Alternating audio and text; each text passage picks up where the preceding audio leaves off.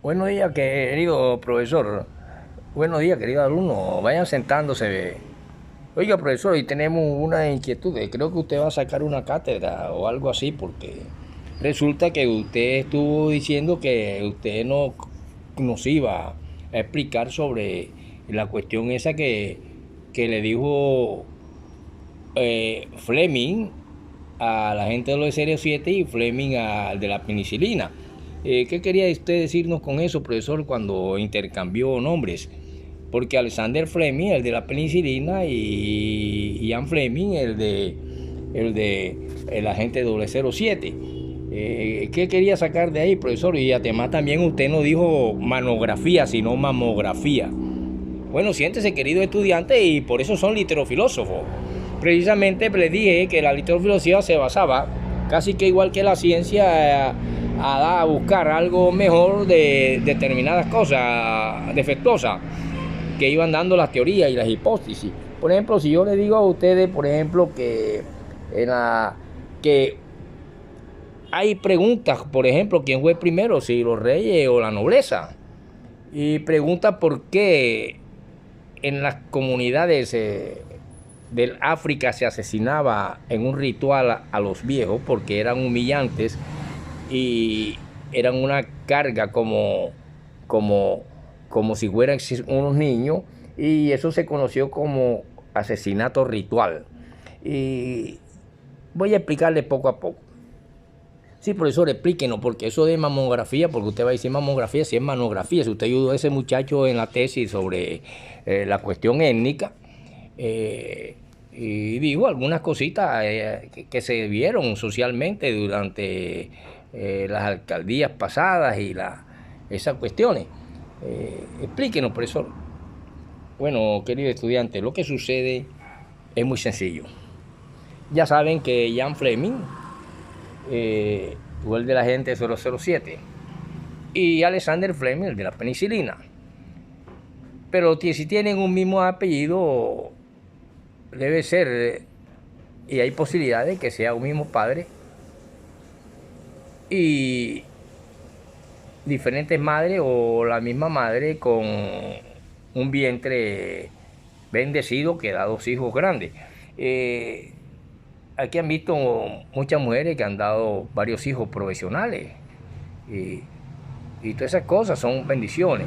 Pero aquí en el caso, profesor, por ejemplo, usted ya nos tiene que aclarar, profesor, porque hizo mamografía, profesor. Bueno, sencillamente porque si nosotros nos vamos a una materia como el Génesis, nos damos cuenta que hay un momento en que se dice la palabra procrear. Y procrear se puede llevar a varias lenguas. Porque, como les dije, en unas leyes y en algunas culturas lo que es pecado en otra parte no lo es. Y lo que es delito en algunas partes de Oriente, en Occidente no lo es. Y lo que es delito en Occidente, en muchas, y 70, 80, 50% en Oriente no lo es. Por lo tanto, vemos en un África el asesinato ritual. Según los historiadores, después que ellos analizan quiénes fueron primero, los reyes o los nobles, nosotros tenemos que saber que las cosas no vienen de la noche a la mañana ni se hacen porque hubo un acto de magia y sucedió. Resulta que si nosotros vemos lo que ocurría en el Egipto predinástico, vemos que las primeras dinastías faraónicas no aparecieron así nada más como por arte de magia, como una monarquía, un estado, un palacio organizado esplendorosamente como la corte de Versalles, por ejemplo. No es natural que una cosa tan perfeccionada brote del suelo súbitamente como un hongo. Es muy forzoso y necesario y lógico que antes de producirse semejante florecimiento haya habido una larga historia. La civilización no se inventa de repente, porque esto no ocurre ni siquiera en los grandes inventos. La imprenta de Gutenberg, por ejemplo, tuvo antepasado. El avión y el radar lo tuvieron también. ¿Cómo no iba a tenerlo la monarquía absoluta egipcia, enormemente complicada con sus funcionarios, su ejército, su burocracia, su santuario, su comercio, sus ritos fúnebres y su colosal arte. Y así podemos estudiar también a la otra parte acá en Mesopotamia, donde aparece una Ur de los caldeos. Pero si nosotros vemos que hubieron adoradores como de Horus, y que hubieron y nacen, pregunta quién entonces fue primero, los reyes o los nobles. Podemos decir que clanes feudales, que son cuestión que parece poder responderse del mismo modo en todas las culturas primitivas del Próximo Oriente. Una nobleza feudal basada en la creencia en antepasados totémicos, animales que se supone ancestrales de una tribu, habría sido poco guerrero que los demás, desarrollándose así la monarquía fundada por dicho jefe de un modo progresivamente hereditario. Estos clanes feudales de origen totémico formaban después en Egipto lo que se conocieron como los nomos o distritos, cada uno bajo el nombre de un animal. El mono del cocodrilo, el mono de la pluma, el del avestruz, etc. Otra parte, hubo también tiempo de la primera y segunda dinastía histórica. Parece ser que cuando un monarca abandonaba el trono, por eso era algo así como un presidente cuando viene otro, algo así más o menos, pero ya estas son otras cuestiones donde se enseñan también tantas cosas. Parece ser que cuando un monarca abandonaba el trono, entonces el puesto a su sucesor debía ser un sacerdote quien le daba simbólicamente unos golpes de martillo o de hacha encima de la cabeza, golpes suaves, ceremoniales, después de los cuales el rey se retiraba y dejaba de reinar, saludando a su heredero como rey legítimo. ¿Qué significaría esta ceremonia de los hachazos en la cabeza del rey?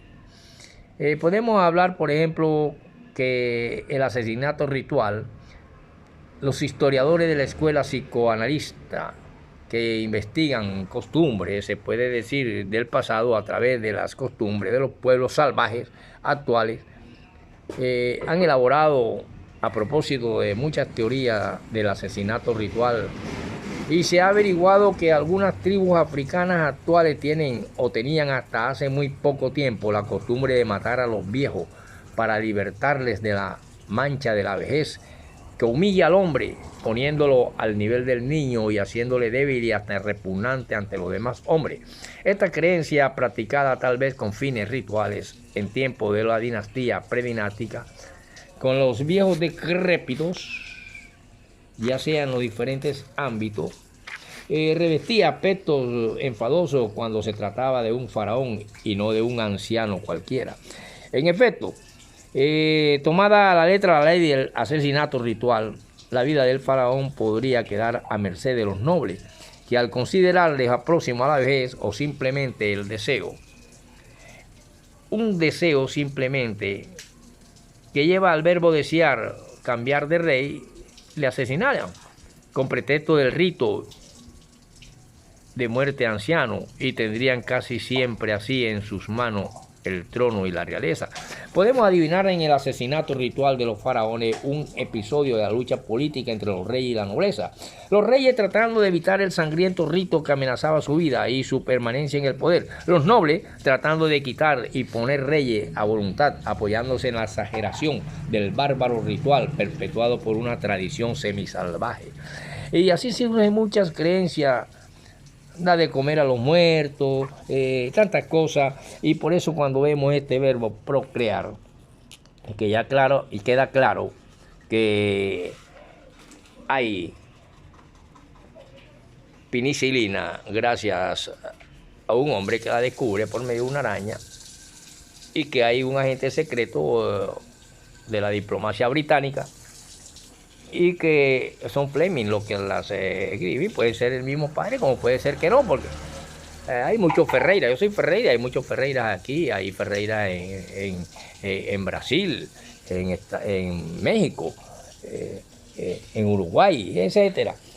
Aquí en el Junior vinieron a jugar muchos Ferreiras, varios Ferreiras han jugado. Por lo tanto, esa palabra de procrear, procréense, significa multiplicar, que se la voy a decir en hebreo y en griego para poder entender lo que es una sucesión y lo que es el primogénito, que era sagrado en aquellas culturas.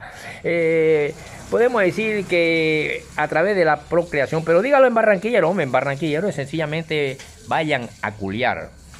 En pueblos como de las riberas del Magdalena se dicen a las mujeres vayan a chuchear.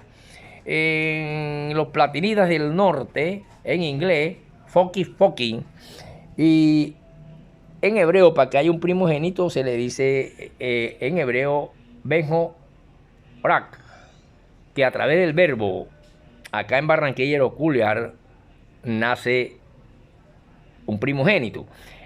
En barranquillero. Los mudos sencillamente se colocan una mano con un orificio, en la mano izquierda del orificio, o hacen un aro y meten el dedo. Los mudos. Y después le dicen hijo de puta. ¿Verdad? Eso es en barranquillero. En otras lenguas debe ser otra cosa también. Pero por lo tanto es el mismo verbo. El falo y lo que dicen en las riberas del Magdalena, las mujeres vayan a chuchear. Por lo tanto, esas son las lenguas y ese es el famoso procrear. Cuando un todopoderoso manda a aquellas dos parejas, vayan, procréense y multipliquen la tierra, le están diciendo vayan a culiar y multipliquen la tierra. Por eso no es raro que aquellas dos personitas hayan tenido hija e hija y se hayan metido hermano con hermana, primo con primo, sobrino con sobrino y un insecto. Y por supuesto unas desviaciones de sangre y defectos en la raza humana. Por lo tanto llega un momento en que quiero decirle que soy el jefe del cementerio de libros aquí en Barranquilla.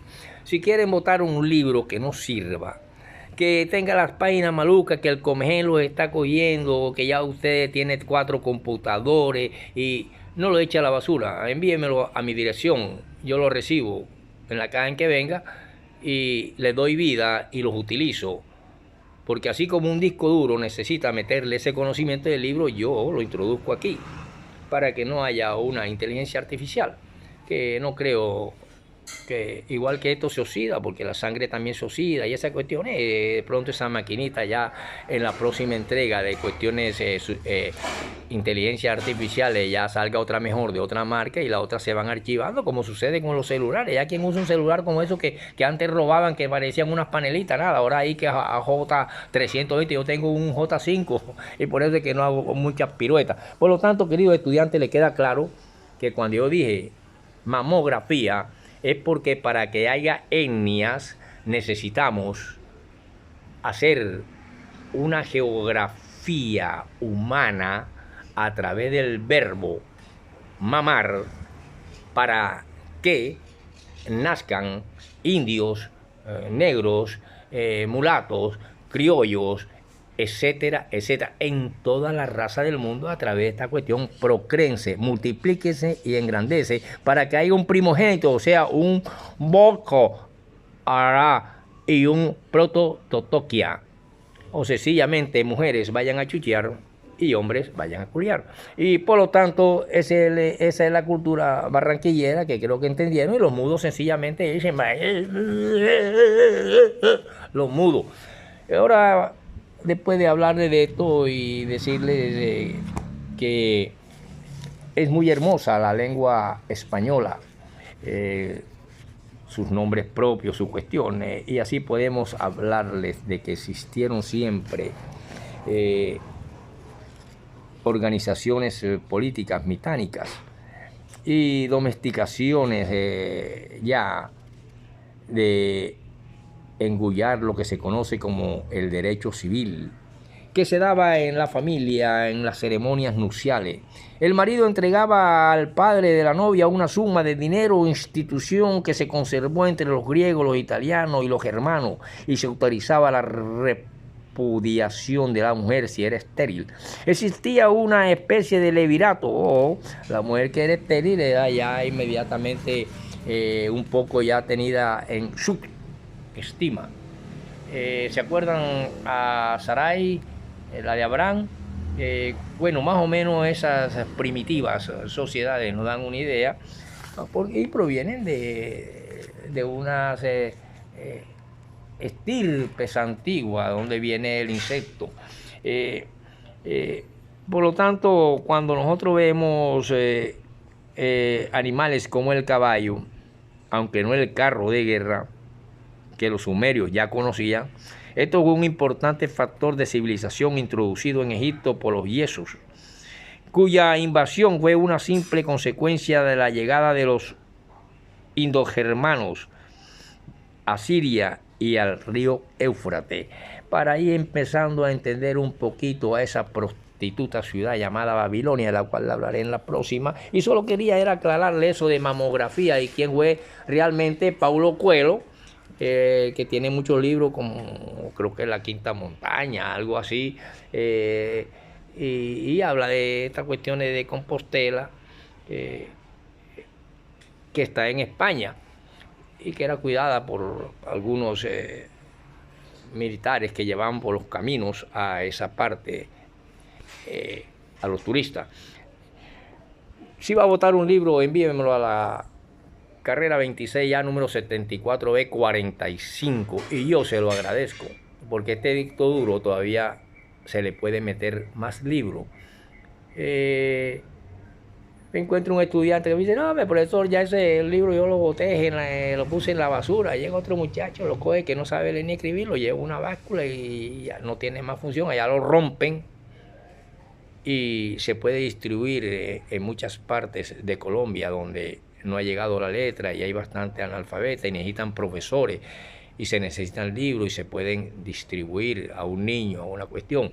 Pero yo aquí lo utilizo para engrandecer, darle vida si ya tiene la hoja rota, o sea, hacer un trabajo de encuadernación o lo que sea, pero me interesa cualquier letra que deje y darle el amor y el cariño que necesita y el cuidado, al menos en este cementerio de libros, del cual soy el director general y del cual nos habla El Juego del Ángel en su libro Carlos Ruiz Zafón. Nos vemos en la próxima y no se olvide, carrera 26A número 74B45, Barrio La Libertad. Me puede enviar la caja que quiera del libro, que yo se la recibo. No lo eche en el agua, no lo rompa, no lo bote porque compré un computador. Nos vemos en la próxima.